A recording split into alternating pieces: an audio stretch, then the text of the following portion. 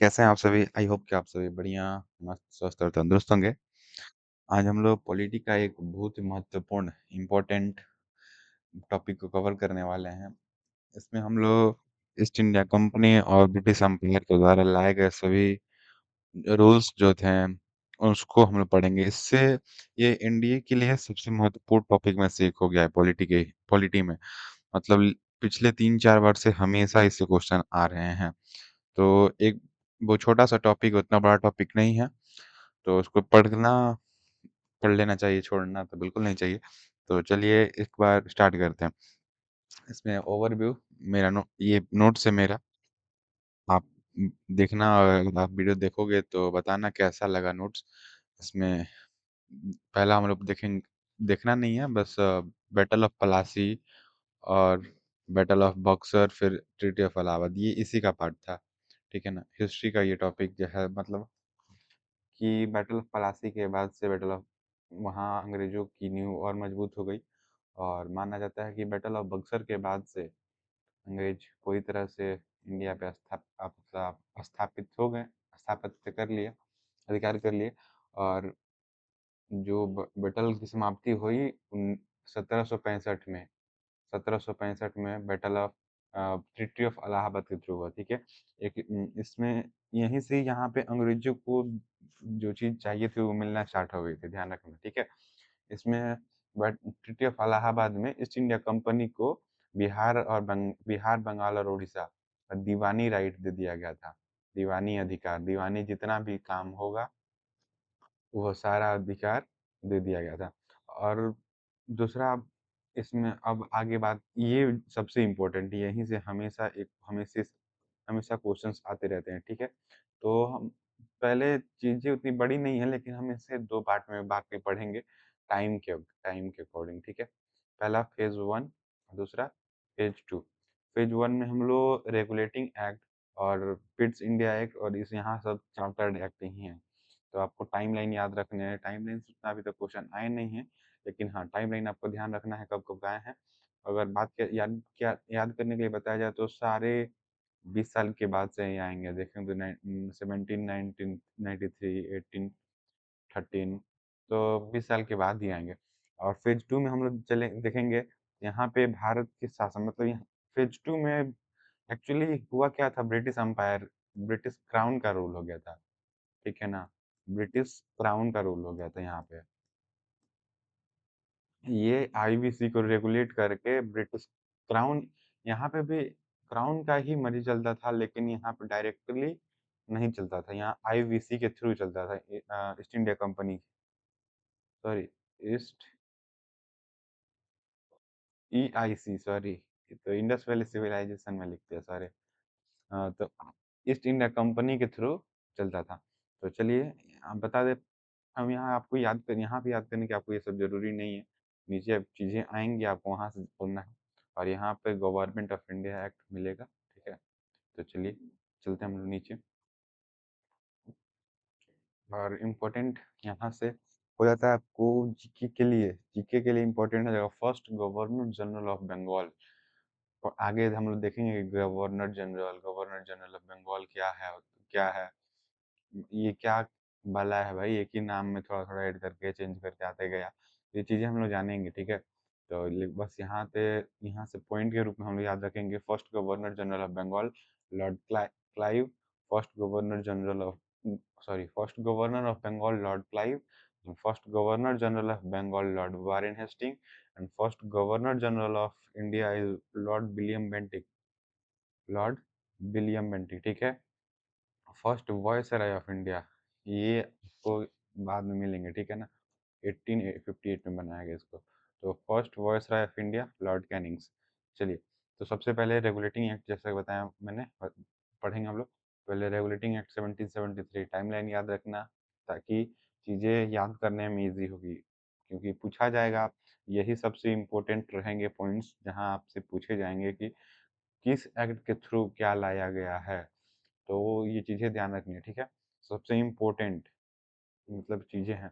ये पिछला बार पूछा गया था, आगे बताऊँगा क्या पूछा गया था। ये ब्रिटिश पार्लियामेंट के द्वारा आईईसी को ईस्ट इंडिया कंपनी ये क्या लिखा है शॉर्ट फॉर्म में लिखा गया है ईस्ट इंडिया कंपनी, ठीक है? ईस्ट इंडिया कंपनी को रेगुलेट करने के लिए लाया गया पहला कानून था। मतलब सबसे पहली बार ईस्ट इंडिया कंपनी को रेगुलेट करने के लिए ये कानून लाया गया था। ठीक है, आगे देखते हैं। भाई यार ऊपर चल यार।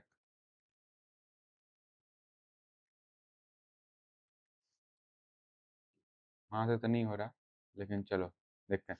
फिर इसी आईईसी के थ्रू ही बंगाल के गवर्नर जनरल का बंगाल के गवर्नर को बंगाल के गवर्नर जनरल बना दिया गया।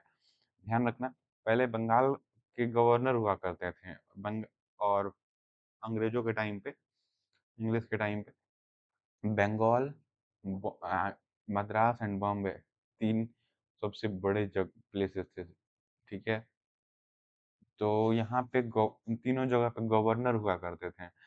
तो इस बंगाल के गवर्नर को गवर्नर जनरल बना दिया गया, और मद्रास और बॉम्बे के गवर्नर को बंगाल के गवर्नर जनरल का सबॉर्डिनेट यानी अधीनस्थ बना दिया गया। कि जो भी डिसीजन लेने होंगे बंगाल के गवर्नर जनरल लेंगे, और उसके नीचे रहेंगे governor of Madras and governor of Bombay. मतलब सिंपली आपको याद रखना है कि बंगाल के गवर्नर को बंगाल का गवर्नर जनरल बना दिया गया था। मतलब अ, अब नीचे बना दिया गया, सबॉर्डिनेट कर दिया गया दोनों गवर्नर्स को।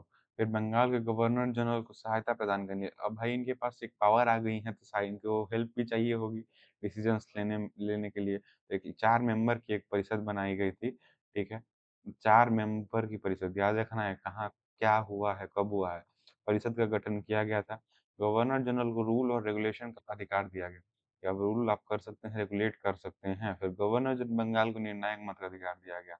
मतलब कि अगर कोई पॉइंट है जहाँ वो क्या कुछ डिसीजन लेने हैं और मद्रास के गवर्नर कुछ और बता रहे हैं, बॉम्बे कुछ और, तो यहाँ डिसीजन कौन किसका लिया माना जाएगा, तो वो डिसाइड किया जाएगा governor G G of Bengal, governor general of Bengal का डिसाइड करेंगे। ठीक है, फिर से कलकत्ता सॉरी कलकत्ता में एक सुप्रीम कोर्ट की स्थापना का प्रावधान किया गया था। यही आपको पूछा गया था। ठीक है, यहीं से एक क्वेश्चन आया था कि कोलकाता में सुप्रीम कोर्ट का प्रधान किस एक्ट के तहत था। तो कोलकाता में एक सुप्रीम कोर्ट का प्रधान था, और आया था एक्ट 1773 1773 में, और 1774 में कोलकाता में सुप्रीम कोर्ट की स्थापना भी हुई। और स्थापना में भी याद रखेंगे कि फर्स्ट चीफ जस्टिस कौन थे उस समय एलिजा इम्फे। और कितने जजेस थे, तो सीजीआई को लेके chief justice, CGI CG chief justice और 3 अदर जजेस थे। ठीक है, तो पहला आपका ये समाप्त होता हुआ, और दूसरा आएंगे हम लोग पिट्स इंडिया एक्ट 1784। बिल्कुल पूरा ध्यान रखेंगे, इससे भी क्वेश्चन आ चुका है, तो इसका भी बिल्कुल ध्यान रखेंगे। 1784 ध्यान कैसे रखेंगे कि ये 10 साल के बाद आने वाला, मतलब इसी को देख रेगुले जो 20 साल के रेगुलेशन के लिए आया था कि 20 ईयर का हम लोग ऊपर देखें कि 20 साल का इनको मिला था कि कैसे काम करना है 20 ईयर्स। अब इसी को चेक करने के लिए लाया गया था। ठीक है, कि पिट्स इंडिया एक कौन थे, पिट्स कौन थे?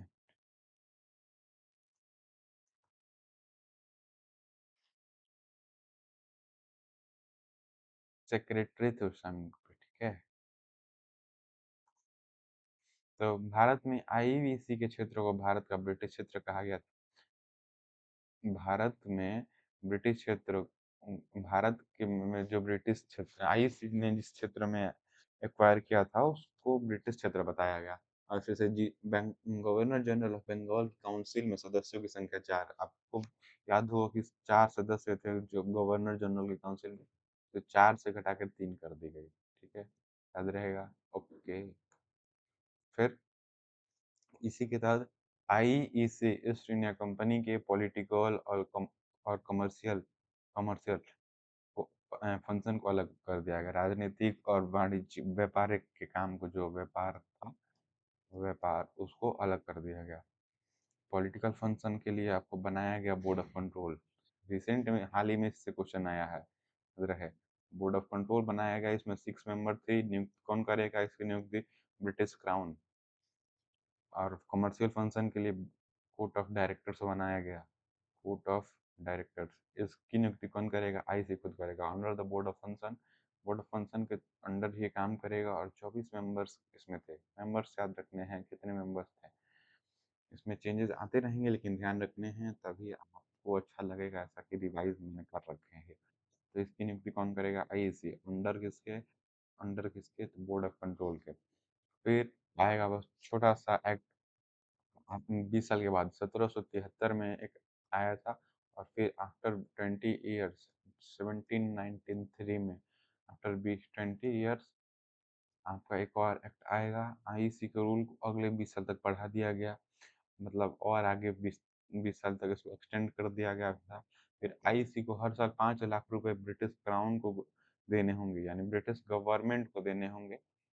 बस गवर्नमेंट ले दी थी, ब्रिटिश गवर्नमेंट के देने होंगे कितने? 5 लाख रुपए। याद रखना होगा कि याद रखेंगे कि आप लोग कि किस एक्ट में ये आया था प्रोविजन, 1973 के चार्टर्ड एक्ट में। जैसे बोर्ड ऑफ कंट्रोल के मेंबर्स की सैलरी भारत के राजस्व से दी जाएगी। भारत से जो भी प्रॉफिट होगी उसके through he board of control, जिसका काम क्या था, क्या रिकॉल कर पा रहे हो आप कि बोर्ड ऑफ कंट्रोल का काम क्या था, जिसमें कितने मेंबर्स थे? बोर्ड ऑफ कंट्रोल में 6 मेंबर्स थे, याद है? लिखा हूँ आपको ऊपर, देखिए बोर्ड ऑफ कंट्रोल 6 मेंबर्स। कौन नियुक्त करेगा? British crown. और कमर्शियल फंक्शन के लिए कोर्ट कोर्ट ऑफ डायरेक्टर्स थे। ठीक है, बढ़िया। कहाँ से दी जाएगी? भारतीय राजस्व से दी जाएगी। फिर बात करें हम लोग चार्टर्ड एक्ट। 20 साल बाद, 20 साल बाद फिर एक एक्ट आता है। याद रहेगा सारा एक्ट के बीच में गैप है 20 ईयर्स का ओनली। आई आई इस ईस्ट इंडिया कंपनी के मोनोपोली को समाप्त कर दिया गया। मोनोपोली मतलब जो ईस्ट इंडिया कंपनी बनी थी वहां से आई थी इंडिया में, तो उसके पास एक अधिकार था, स्पेशल पावर था उसके पास, कि सिर्फ वही आके यहाँ पे बिजनेस कर रही थी, और कोई कंपनी पीछे से नहीं आई थी। ठीक है, मतलब और कोई कंपनी इधर से नहीं आई। और चाय, अफीम तथा चीन के साथ व्यापार, मतलब चाय का व्यापार और अफीम का व्यापार तथा चीन के साथ व्यापार को छोड़कर सब कुछ समाप्त कर दिया गया था। ठीक है, जैसे ईसाई धर्मावलंबियों को, मतलब जो प्रचारक थे धर्म के प्रसार करने वाले, उनको ईसाई धर्म और धर्म अवलंबियों को धर्म के प्रचार की अनुमति दी गई कि आप धर्म की प्रचार कीजिए। और भारतीय शिक्षा सबसे इम्पोर्टेंट मार्क कर लीजिए, सबसे इम्पोर्टेंट यहाँ पे, भारतीय शिक्षा पर हर वर्ष 1 लाख रुपए खर्च करने का प्रावधान किया गया था। ठीक है, आई होप कि क्लियर होगा, सब कुछ याद रहेगा। हम अब आएंगे, ये कितना कब का था? 1813 का था चार्टर्ड एक्ट। अब 1833 का चार्टर्ड एक्ट, मोनोपोली को समाप्त कर दिया गया है।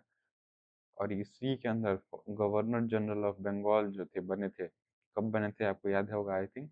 1773 के चार्टर्ड एक्ट में गवर्नर ऑफ बंगाल को गवर्नर जनरल ऑफ बंगाल कर दिया गया था, और इसको गवर्नर जनरल ऑफ इंडिया कर दिया गया। बंगाल के गवर्नर जनरल से गवर्नर जनरल ऑफ इंडिया कर देगा। First governor general of India याद रख आपको कराया गया था, कराए थे Lord William Bentinck. Governor general of India पूरे भारत के लिए कानून बनाएगा अब। गवर्नर जनरल ऑफ इंडिया पूरे भारत के लिए कानून बनाने का अधिकार दिया गया। जैसे आईसी के मोनोपोली को, जो चाय याद है? चाय, अफीम, अफीम और चाइना के साथ जो व्यापार करने का ऑप्शन था उनके पास, इसको भी समाप्त कर दिया गया। रिकॉल करते चलेंगे, ये कितना है?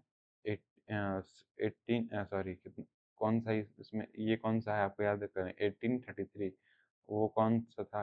1833, 1813 में मोनोपोली को समाप्त किया गया था। ठीक है, याद रहेगा सब। Governor general of India council में चौथा सदस्य जोड़ा गया। आपको याद होगा कि एक सदस्य को घटा दिया गया था पिट्स इंडिया एक्ट में, और तो चौथा सदस्य एक और जोड़ा गया, और इससे बोला गया विधि सदस्य, ठीक है। चौथा सदस्य विधि सदस्य के रूप में जोड़ा गया, और कौन आया था? Lord Macaulay, fourth member Lord Macaulay. इसी को इंडिया में मतलब इसी ने बनाया था एजुकेशन सिस्टम। कब बनाया था? 1935, आगे मिलेगा आपको। 1935 में आप इसी ने इसमें एक विधि आयोग का स्थापना का प्रावधान था। 1834 में एक लॉर्ड मैकाले की अध्यक्षता में विधि आयोग का गठन हुआ। विधि आयोग बनाया गया 1834 में, कब? और अध्यक्ष कौन, प्रेसिडेंट कौन था? लॉर्ड मैकॉले, रिकॉल, याद रखेंगे। और सिविल सर्विसेज में ओपन कंपटीशन को शुरू करने का प्रावधान था। शुरू आगे होगा, लेकिन यहाँ यहीं पे प्रावधान था 1833 में। ऐसे 1853 में लागू किया गया। अब यहाँ पे हम लोग 1833 देख लिए हैं, अब आगे चलेंगे 1853 में। Okay, let's go. Chartered act 1853, civil services में ओपन कंपटीशन को लागू किया गया। बताया था, प्रोविजन था 1833 में ही। मतलब ओपन कंपटीशन मतलब कि अब सबको अधिकार दिया गया कि आप सभी भी ओपन कंपटीशन, मतलब एग्जाम्स, कॉम्पिटिटिव एग्जाम्स जो थे उसको दे सकते हैं। गवर्नर जनरल की काउंसिल में 6 अदर मेंबर्स जोड़े गए। आपको याद होगा अब कितने मेंबर्स हो गए थे? फोर्थ मेंबर कौन था? लॉर्ड मैकॉले, ठीक है। अब 6 और मेंबर्स जोड़े गए हैं, टोटल कितने मेंबर्स हो जाएंगे? 10 मेंबर्स हो जाएंगे। याद है आपको कितने मेंबर हो गए टोटल? टोटल 10 मेंबर हो गए। अब इसको 2 पार्ट्स में डिवाइड कर दिया जाए। गवर्नर जनरल ऑफ इंडिया की काउंसिल जो बनाई गई थी, जिसमें अब 10 मेंबर हो चुके हैं, अब उसको 2 भागों में बांट दिया गया। पहला लेजिस्लेटिव काउंसिल, ध्यान रखना, बहुत बहुत जरूरी, बहुत बहुत बहुत इंपॉर्टेंट, कि यहीं से लेजिस्लेटिव और एग्जीक्यूटिव को अलग अलग किया जा रहा है। तो पहला लेजिस्लेटिव काउंसिल, दूसरा एग्जीक्यूटिव काउंसिल। लेजिस्लेटिव मतलब विधान परिषद, एग्जीक्यूटिव कार्यकारी परिषद। इसमें 6 मेंबर्स रहेंगे जिनका काम रहेगा लॉ मेक कानून बनाना। और इसमें 4 मेंबर्स होंगे जिनका काम है इम्प्लीमेंट ऑफ लॉ। तो यहाँ से आप एक को चीज को रिकॉल कर पा रहे होंगे कि इनकी सैलरी कहाँ से दी जाती होगी इन भारत राजस्व से। गवर्नर जनरल ऑफ इंडिया की लेजिस्लेटिव काउंसिल को सेंट्रल लेजिस्लेटिव असेंबली का नाम दिया गया। वेरी इंपॉर्टेंट, याद रखेंगे। सेंट्रल लेजिस्लेटिव असेंबली कब बोला गया? 1853 में। 1853 में बोला गया, ठीक है। और लेट्स कम मोर। निर्देशक मंडल में मेंबर्स की संख्या को 24 घटा के बोर्ड ऑफ डायरेक्टर्स अपने प्रथाओं को पिट्स इंडिया एक्ट में 2 पार्ट में बटा था। तो वहीं पे बना था जो निर्देशक मंडल, बोर्ड ऑफ डायरेक्टर्स के मेंबर की संख्या को 24 से घटाकर 18 कर दिया गया। आई आईईसी के रूल को अगले 20 साल तक नहीं बनाया गया। फिर से अब यहीं पे आप देखेंगे तो क्या होगा? सबसे महत्वपूर्ण 1857 की क्रांति, ग्रेट रिवॉल्यूशन, ग्रेट रिवोल्ट होता है, रिवोल्ट ऑफ 1857, 1857। और फिर 1857 के बाद से आता है गवर्नमेंट ऑफ इंडिया एक्ट 1858, जिसमें इसको दूसरा और क्या इस नाम से जाना जाता है? तो act for good governance of India. IEC के रूल को IC rule was replaced by the British crown. British crown अपने इस भारत के पूरे कंट्रोल को अपने हाथ में ले लेती है। फिर से अब यहाँ से गवर्नर जनरल ऑफ इंडिया जो थे, पहले कौन थे? गवर्नर। गवर्नर जनरल से गवर्नर जनरल बने थे जीजी ऑफ बंगाल, और जीजी ऑफ बंगाल से जीजी ऑफ इंडिया बने थे। और यहाँ से पद को खत्म कर दिया गया और वायसरॉय बनाया गया। वायसरॉय, ठीक है। याद रखेंगे ये कहाँ कहाँ से कैसे कैसे बने। तो फर्स्ट वायसरॉय कौन थे? लॉर्ड कैनिंग, ये भी याद रखेंगे, ठीक है। जैसे ब्रिटिश कैबिनेट में एक नया मंत्रालय जोड़ा गया। कहाँ? तो ब्रिटेन में ब्रिटिश कैबिनेट में एक नए मंत्रालय का गठन हुआ, तथा इस मंत्री को भारत का सचिव कहा जाता था। भारत सचिव, याद रखेंगे। क्या है? कहा जाता था। First secretary of state of India, याद रखेंगे, लॉर्ड स्टेलिन। फिर भारत सचिव को सलाह एवं सहायता प्रदान करने के लिए 15 मेंबर की एक कमेटी बनाई गई, काउंसिल बनाया गया। अगेन याद रखेंगे कौन कितने मेंबर्स थे काउंसिल में। काउंसिल का गठन किया, आईबीसी को प्योरली कमर्शियल बॉडी बना दिया गया, सिर्फ काम रहेगा बिजनेस का। ठीक है, जैसे बोर्ड ऑफ कंट्रोल और बोर्ड ऑफ डायरेक्टर को समाप्त कर दिया गया पूरी तरह से। अब आईसी रहा ही नहीं, इसी को ना काम करता था आईसी का, अब ये रहा ही नहीं, इसका काम क्या रहेगा। फिर 1861 में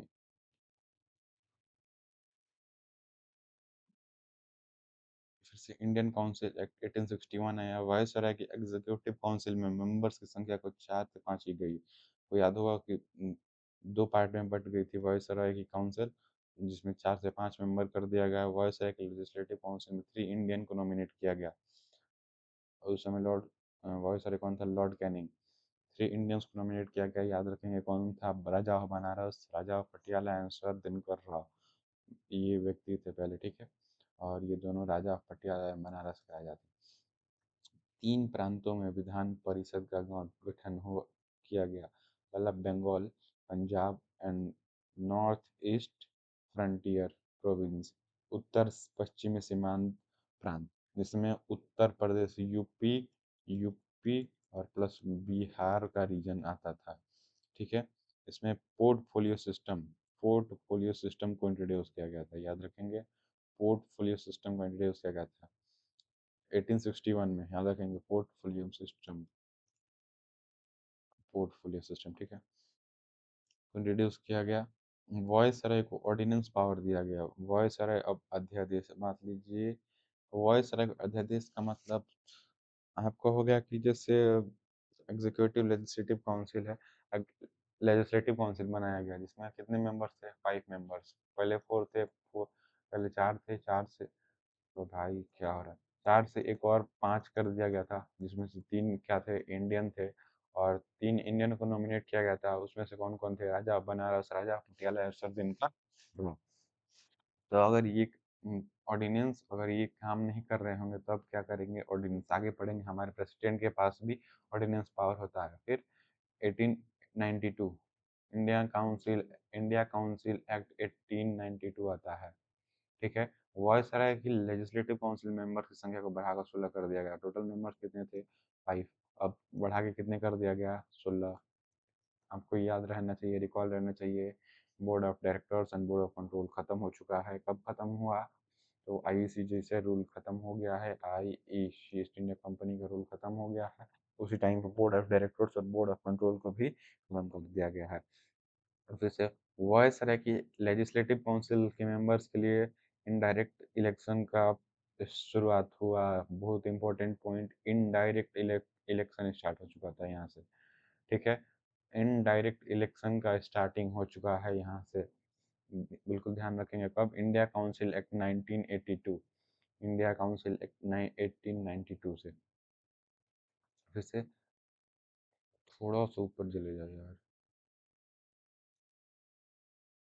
फिर से लेजिस्लेटिव काउंसिल के मेंबर को बजट पर बहस करने एवं प्रश्न पूछने का अधिकार दिया गया, पहली बार। ठीक है, वेरी वेरी इंपॉर्टेंट, दोनों पॉइंट बहुत ही इंपॉर्टेंट है, बिल्कुल ध्यान में रखेंगे कि लेजिस्लेटिव काउंसिल में जहाँ 16 मेंबर्स हो चुके थे, अब 16 मेंबर्स हो चुके थे, वहाँ लेजिस्लेटिव मेंबर को बजट पर बहस करने एवं प्रश्न पूछने का अधिकार भी दिया गया। और फिर हम लोग अब आगे आ जाएंगे, government of India act 1909, Morley Minto reform, secretary council of secretary थे यहाँ पे, और मिंटो वॉइस रहे थे, और मॉर्ले जैसे बनाया ब्रिटिश कैबिनेट में बनाया गया था, ब्रिटिश कैबिनेट में ब्रिटिश कैबिनेट में जो भारत सचिव बनाया गया था वो थे मॉर्ले, और मिंटो थे वॉइस रॉय ऑफ इंडिया। ठीक है, तो इसलिए इसका नाम पड़ा वॉइस रॉय ऑफ इंडिया। मुस्लिम के लिए यहीं से भारत की विभाजन का रणनीति तैयार हो गया था, देख लीजिए आप लोग। मुस्लिम के लिए पृथक निर्वाचन मंडल की शुरुआत की गई, जहाँ 70% मुस्लिम हैं, 70% जहाँ मुस्लिम है, ओनली मुस्लिम कैन वोट, वहाँ सिर्फ Muslim can only vote. Okay, only Muslim can contest election, जहाँ 70% मुस्लिम की आबादी है वहाँ पे सिर्फ मुस्लिम ही चुनाव लड़ सकते हैं और मुस्लिम ही वोट कर सकते हैं। और वहीं ज- यार सॉरी।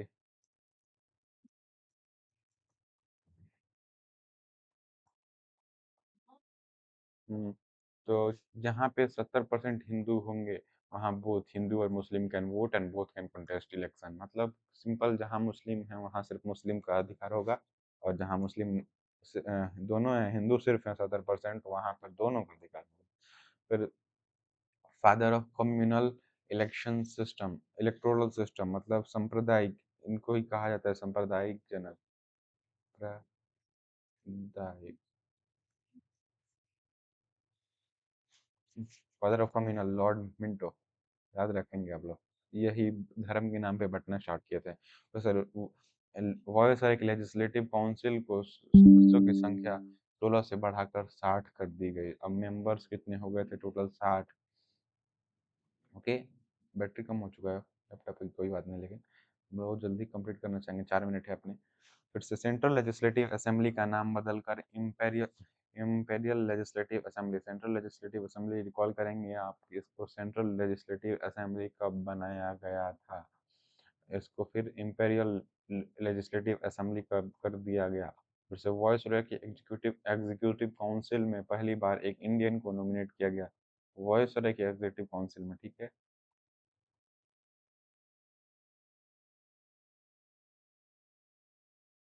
इंडियन को नॉमिनेट किया गया था as a law minister, Satyanand Prasad Sinha. Very very important, याद रखेंगे, ठीक है। ओके, अब आगे।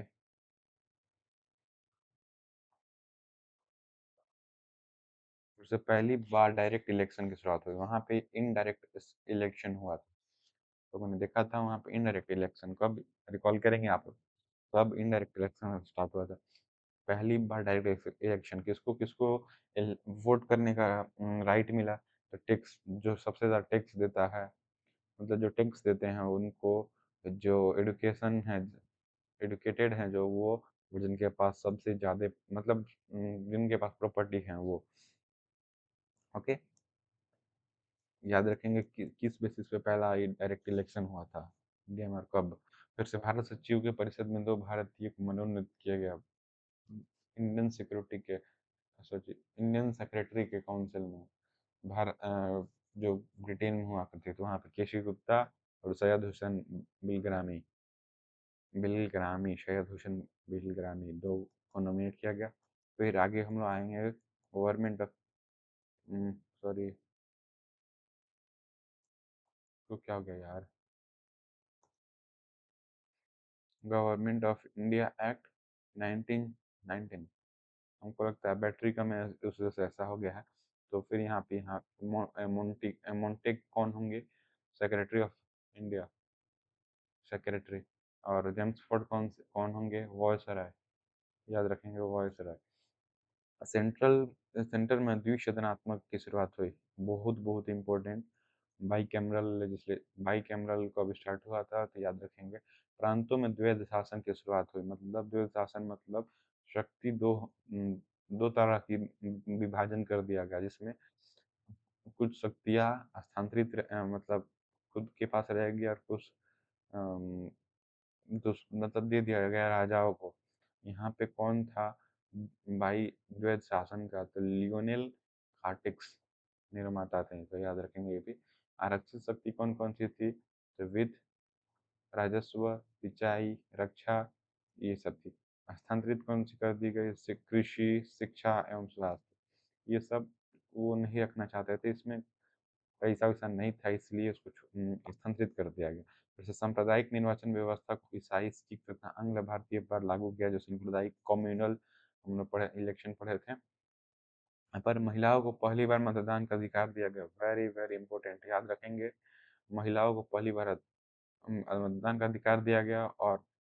और सबसे इम्पोर्टेंट, उससे स्पीकर और डेप्यूटी स्पीकर के पद का गठन किया गया, याद रहेगा, बिल्कुल ध्यान याद रखना है। स्पीकर और डेप्यूटी स्पीकर का पद का गठन हुआ।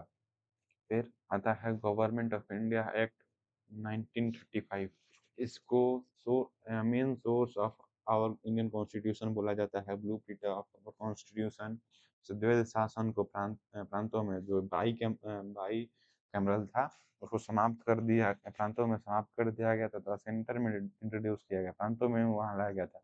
फिर 11 में से 6 प्रांतों में द्विसदनात्मक व्यवस्था लागू की गई।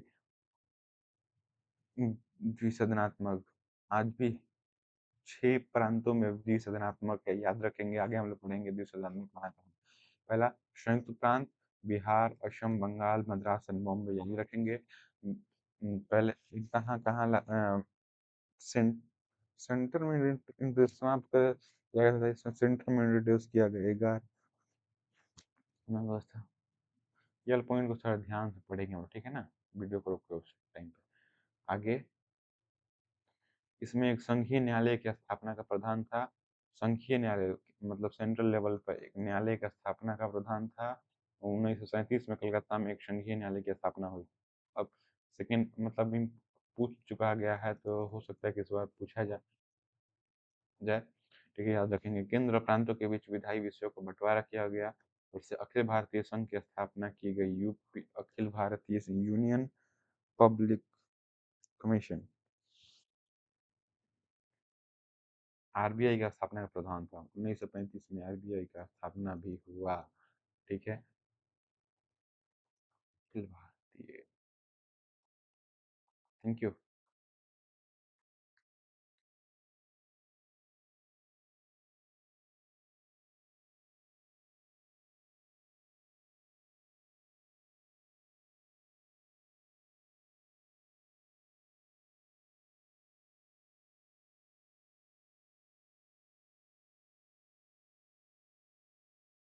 ब्रेक वाले की जरूर करें।